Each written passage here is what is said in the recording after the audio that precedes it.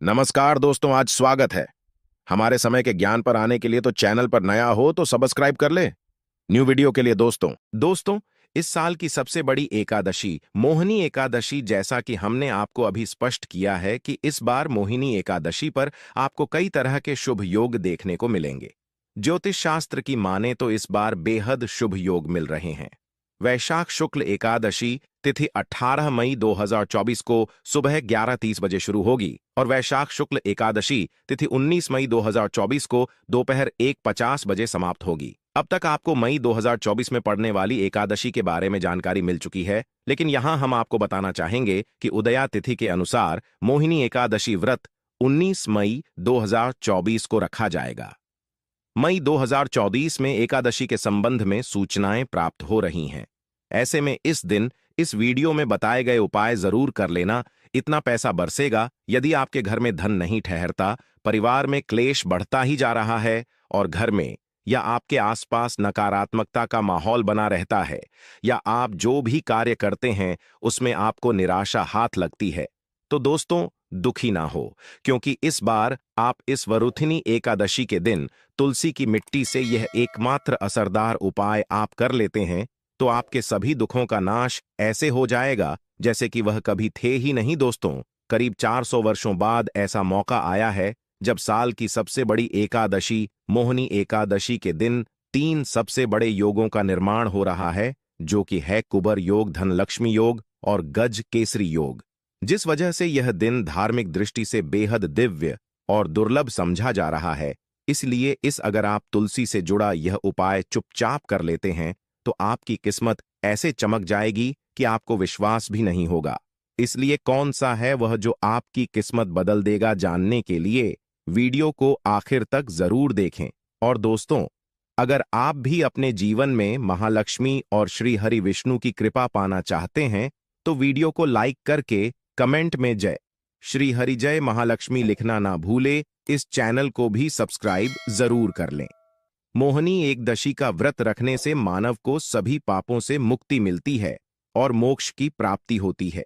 यही कारण है कि पति और पत्नी दोनों साथ मिलकर मोहिनी एकादशी का व्रत रखते हैं। इस व्रत रखने सुख, समृद्धि, धन संपदा की प्राप्ति होती है। मोहिनी एकादशी को पुण्यकरण के लिए सबसे अच्छा समझा जाता है।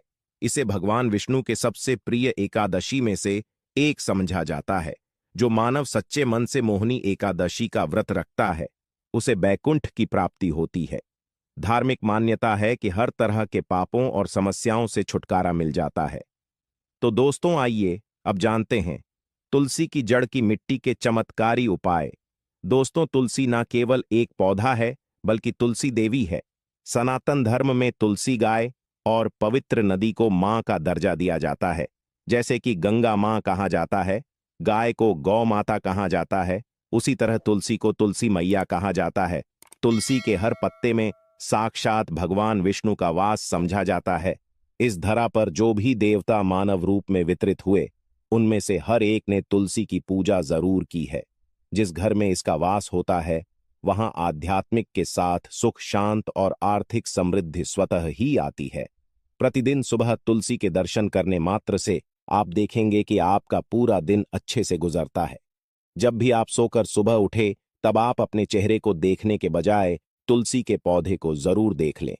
सुबह शाम तुलसी की पूजा करने से हर पाप नष्ट हो जाता है।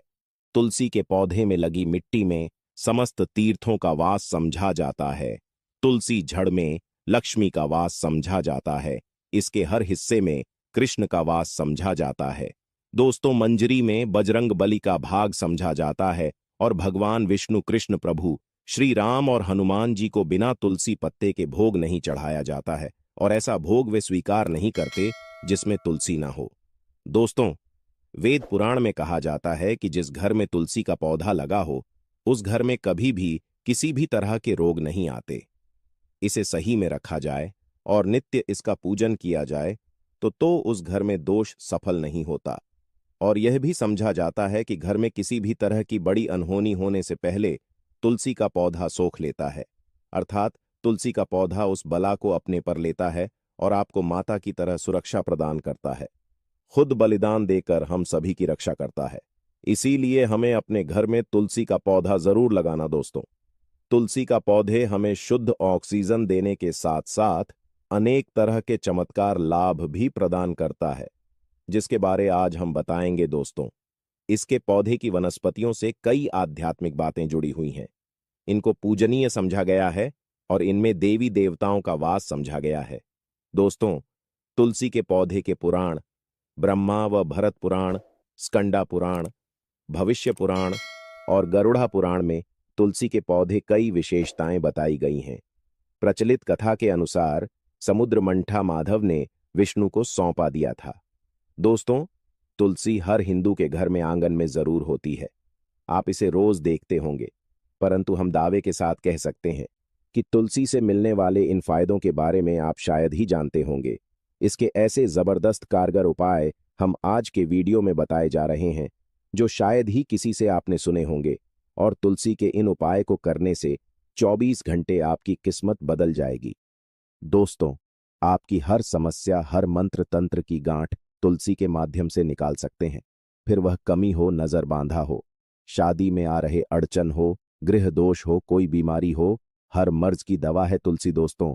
समझा जाता है कि अगर कोई मानव लगातार 1 महीने तक बजरंग बलिकों के पत्ते लड्डू के साथ साथ या फिर किसी मिष्ठान के साथ चढ़ा दे, उसकी कोई भी मनोकामना हो जरूर पूर्ण ऋण आती है।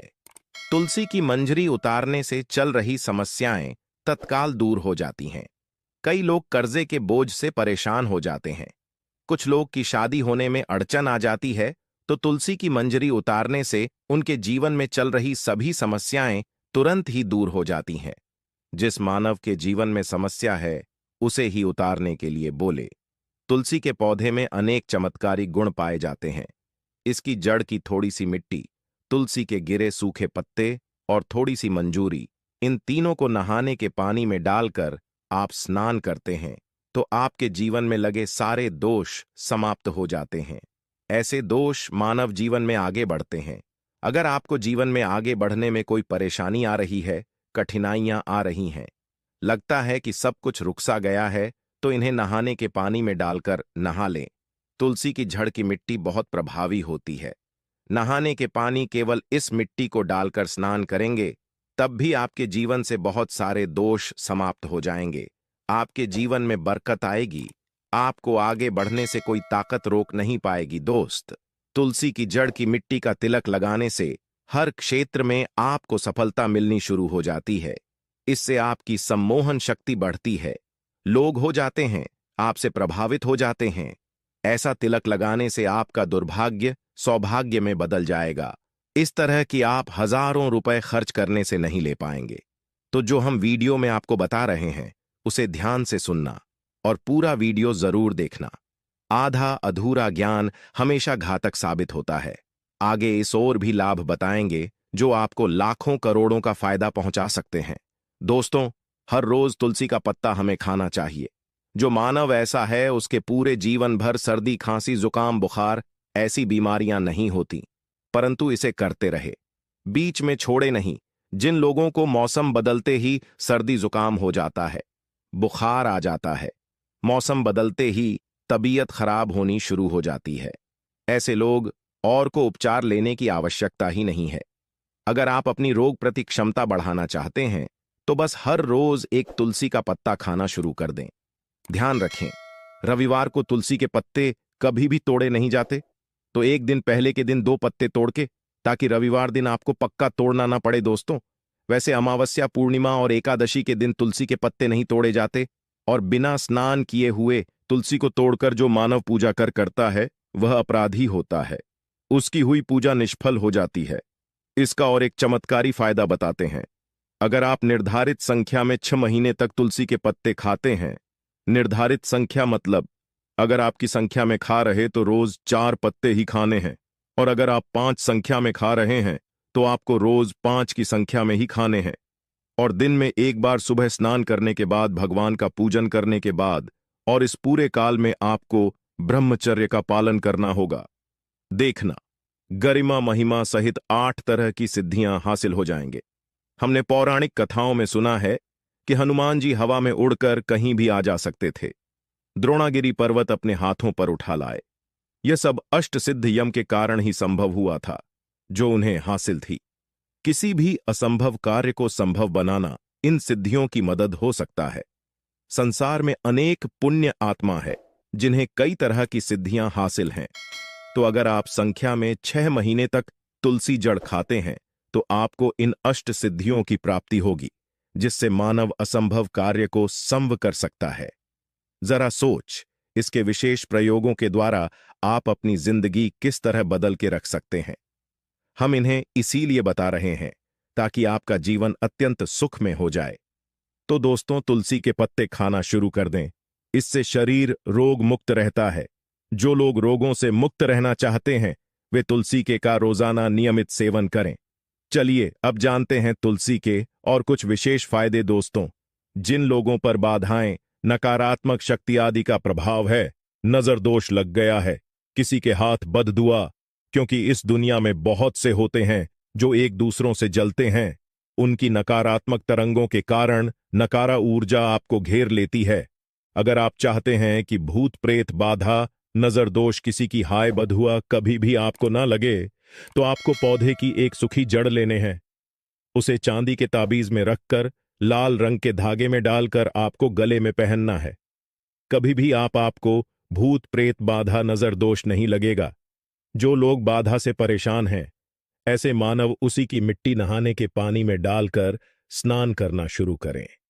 प्रेत बाधा आपके आसपास भी नहीं भटकेगी। जिन लोगों पर भूत प्रेत बाधा का असर हुआ है, ऐसे मानव एक काम करें, तुलसी की जड़ की मिट्टी घर में लेकर रखें। फिर रात में सोने पहले इसे अपने माथे पर लगाए, सारा दुष्प्रभाव दूर हो जाएगा। नित्य ऐसा करने से आपको कभी भी भूत प्रेत बाधा नहीं सताएगी।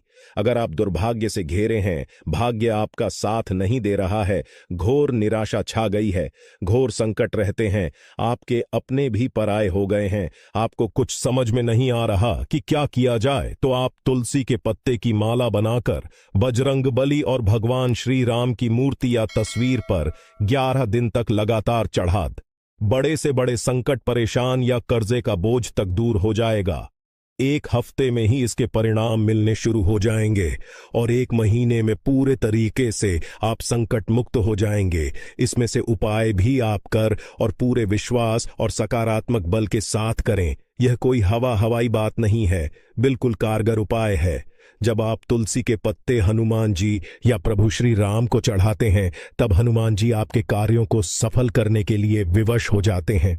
बेटी की शादी में दिक्कत आ रही है या शादी बार बार टूट रही है, तो आदत बना ले कि प्रतिदिन नियमित रूप से तुलसी को जल चढ़ाएं। इसके साथ ही जल अर्पित करने के बाद तुलसी के सामने हाथ जोड़कर अपनी इच्छा पूरी होने की प्रार्थना करें, तो जल्द ही विवाह के योग्य बनेंगे। व्यापार में नुकसान से बचने के लिए हर शुक्रवार को तुलसी में कच्चा दूध अर्पित करें। मिठाई का भोग लगाएं। भोग लगाने के बाद बचा हुआ प्रसाद किसी सुहागन को दान कर दें। ऐसा से बिजनेस में लाभ के योग्य बनने लगेंगे। दोस्तों, आपके घर में जो तुलसी पौधा लगा है, एक बार देखना कि आपने उसे किस दिशा में रखा है। तुलसी से शुभ परिणाम हासिल करने के लिए उसे उचित दिशा में रखना आवश्यक होता है। तो तुलसी पौधे को अगर आप उत्तर की तरफ रखते हैं तो इससे धन की प्राप्ति होती है। इससे आपके घर में धन आता रहेगा, बशर्ते आप उसकी अच्छे से देखभाल करें, नियमित पूजन करें।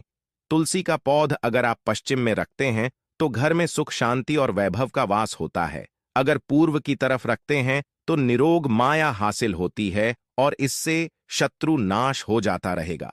दोस्तों, इसी के साथ तुलसी से जुड़े कुछ चमत्कारी उपाय जिन्हें आप अपनी के अनुसार जरूर करें। तुलसी की पत्तियां जब सूख जाएं तो आप उन पत्तियों को अपने नहाए के पानी में इस्तेमाल कर सकते हैं। नहाने के पानी में तुलसी डालने से शरीर से नकारात्मक ऊर्जा का वास नहीं होता। साथ ही आप अगर भगवान कृष्ण के बाल स्वरूप की पूजा करते हैं तो उसमें आप तुलसी के सूखे पत्तों का इस्तेमाल कर सकते हैं। महालक्ष्मी की कृपा हासिल करने के लिए लाल रंग के कपड़े में तुलसी की सूखी पत्तियों को बांधकर उस स्थान पर रख दें जहां आप अपना रखते हैं। ऐसा करने से मां लक्ष्मी की बनी रहती है। मानव को आर्थिक समस्या से जूझना नहीं पड़ता है, मानव की आर्थिक उन्नति होती है। तो दोस्तों, आइए अब आपको सुनाते हैं इस एकादशी से जुड़ी पौराणिक कथा, जिसको सुनने मात्र से आपकी सभी मनोकामनाएं पूर्ण हो जाएंगी। काल में मुचकुंद नाम का राजा राज्य करता था। वह बड़ सत्यवादी तथा विष्णु भक्त था। उसका राज्य बिल्कुल निष्क था। उसकी चंद्रभाग की एक कन्या थी, जिसका विवाह राजा का पुत्र शोभन से कर दिया। राजा मुचकुंद एकादशी का व्रत बड़े ही नियम से करता था और उसके राज्य में सभी कठोरता से इस नियम का पालन करता थे। एक बार मार्गशीर्ष माह में राजकुमार शोभन अपने ससुराल आया हुआ था। उस दौरान इस एकादशी का व्रत आने वाला था कि पत्नी चंद्रभागा ने सोचा कि मेरे पति तो बड़े कमजोर हृदय के हैं, वे एकादशी का व्रत कैसे करेंगे जबकि के यहां सभी को व्रत करने की आज्ञा है। चंद्रभागा ने पति को बताया कि यहां जीव जंतु भी एकादशी के दिन भोजन नहीं करते हैं। ऐसे में अगर राज्य का दामाद ही व्रत नहीं करेगा तो उसे राज्य के बाहर जाना पड़ेगा। चंद्रभागा की इस बात को सुनने के बाद आखिरकार शोभन को इस एकादशी व्रत रखना ही पड़ा, परंतु पारण करने से पहले ही उसकी मृत्यु हो गई। इसके बाद चंद्रभागा अपने पिता के यहां ही रहने लगी।